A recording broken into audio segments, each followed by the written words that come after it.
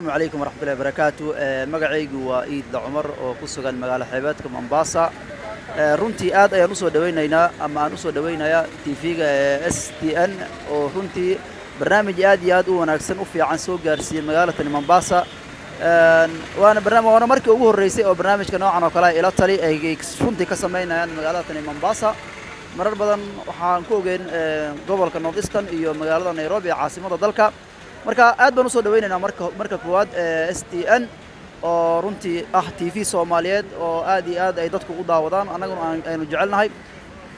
haddaan u soo laabto barnaamijkan ay inoo daadiinayso oo walaasheen Sumaya Nuur oo runtii ila tali jawaabtaydu runtii anigu waa horta su'aal aad iyo aad u adag weeye xaqiiqatan marka runta laga hadlo laakiin jawaabtu waxa laga yaabaa iyadoo lafteeda inay iska noqoto mid qaraar marka jawaabtu hadday wiilka ka eexatana waxa weeyaan ay ga raali ahado hadday gabadha ka eexatana ayaduna ay ga raali ahaato ilaa waxa la yiri garay laba ruux kama qoslido horta marka koowaad gabadhan iyo wiilkan jaceylka ka dhaxeeyo gabadhu ma ogeyd marka hore wiilkan inuusan waxba haysanin hadday gabadhu ogeyd wiilka inuusan waxba haysan oo sida uu yahay ay ku jeclaatay inay maanta xilligii arooskii markii la gaaray marihii jaceylka la guran lahaa ay ku xirto dahab waxaan dhihi karaa waa mashaakil laakiin hadduu asaga marka hore buurta is saaray oo nolol beenna oo khiyaali uu oga sheekayni jiray sida ma aragtay in uu tuso ma aragtay meel uusan asaga lahayn nolol yacna ugu soo bandhigi jiray nolol iska dhigi jiray qof wax haysto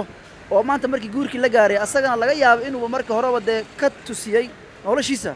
gabadha ha u iibiyo dahabka waayo asaga marka hore nolol khaldan ma aragtay khiyaali gabadha tusay haddayse daacad u ahaa oo asagu noloshiisa dhabta uu gabadha la wadaagay oo ay sidaa ku jeclaatay waxaan leeyahay walaalo jacaylku ayaa wax kasta ka weyn maanta ninkaaga markaad isguursataan wax hadduu helo berrita dahabka asaga ku iibinayo wax dahabka ka qiimo badan baa jira oo imaani doona waa guur waxaa imaani doonto owlaad reer muslim ayaa imaani doona kaasaa dahabka ka qiimo badan marka waxaan ku leeyahay gabadha walaashay dahay wiilka walaalka ku jecel ha ku xidhan dahab fiiri wiilka wanaagiisa akhlaaqdiisa ee jacaylka iyo waqtiga idinka maxaa idinka soo dhumay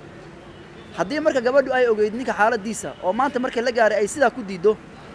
dee walaalo waxaan ku leeyahay haddii gabadha horta sasabo ha ka quusan waxaa la yidhi kas tumar waa laba kadalo baa la yidhi gabadha horta ha ka quusan ciyow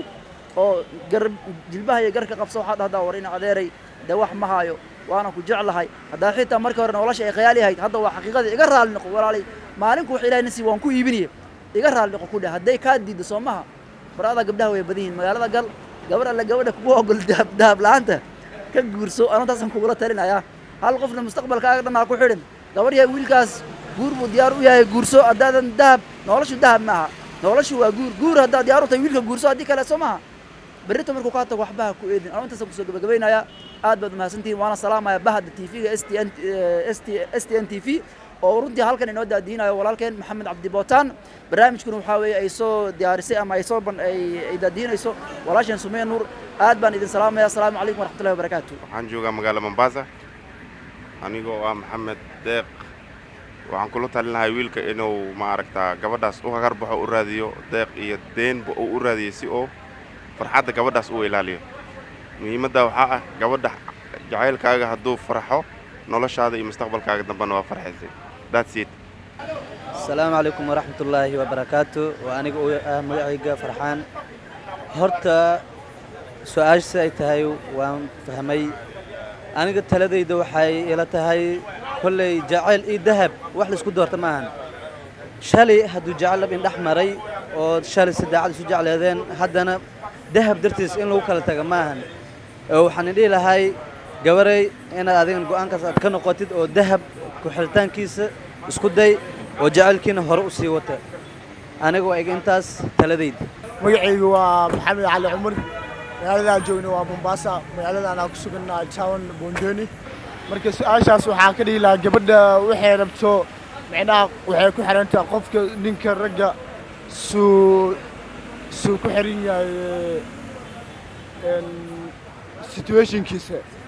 meeshuu taagan yahay wixii qabto macnaha hadduu awood u leeyahay u gadi karaa macnaha hadduu awoodna u lahayn kuma gadi karo intuu awoodo u gadayaa hadduu ilaahay haddii ka dhigataa hal faraantina taa intaan awoodaa u leeyahay haddii ay ku qanacdo uu ku guursanayaa haddaysan ku qancinna wuu iska daayaa ilaan kuwa kale ka badan marka ereyga waa intaas. السلام عليكم ورحمة الله وبركاته magacayga waa Cabdirashiid Faarax oo ka soo hadlayo magaalada Mombasa hadda aniga fikirkayga ka dhiibta waxaan diyaar miya haddaan fikirkayga ka dhiibta aniga waxaa ila ahaan lahayd horta marka hadday gabadha ay dhahdo horta oo wax qaal ah micnaha ay dhahdo micnaha dahab iyo waxa ay ka dhex gacdo aniga waxaan dhihi lahaa wax walba oo jacaylka ka muhiimsan waxaan dhihi lahaa marka wax walba oo la heshiiska ka fiican waxaan rabaa aniga ina waxaan dhihi lahaa hawla heshiiyaan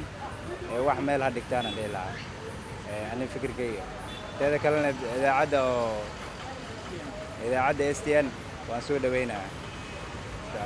marka aniga waxaa ila ahaan lahayd marka hadduu gabadha uu jecel yahay aniga waxaa ila ahaan lahayd fikirkayga waxaa ila ahaan lahayd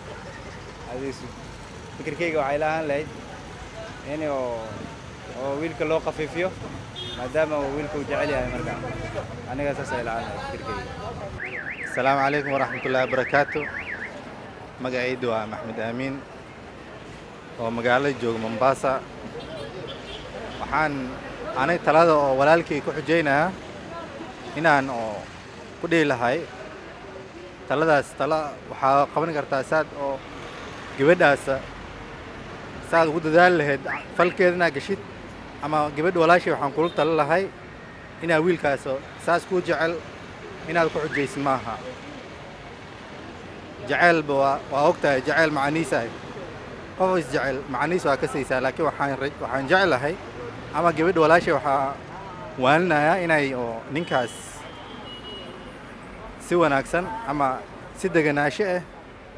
oo meeshaas ka xalliso ama haddii kale waa ogtahay qof guur kuu soo bandhigtay inaa loo xujay maaha waa ogtahay guurka had dhawaanahan si loo galo waa adag tahay xaalkeeda markaan waxaan jeclaan lahay walaashii ama walaalkii waxaa kula tala lahaa arrintaas inaad ka dejisaan oo ka fiirsataan hadday noqon wayso wiilka walaalkii waxaan dhihi lahaa bur beddelkiisa waa la helaa marka isku dayaadan meel jacayl meel oo laga bixi kar maaha maadaama qof jeceshahay laakiin waxaan wiilka waa saaxiibkii waan lahaa walaalkeydii inuusan ka fiirsado horta inaasoo qofta xaalkeed ogaado saasaan jeclaan lahaa taladeyda midaasaa la qaybsan karaa. بسم الله الرحمن الرحيم magacaygu waa Nuur Awkay magaalada tan aan joogo Mombasa barnaamijkan oo wiilashan ay keeneen ay ku mahadsan yihiin waxaan ka farcelinayaa ama barnaamijkan aan ku darsanayaa waxaan dhihi lahaa sida la ii sheegay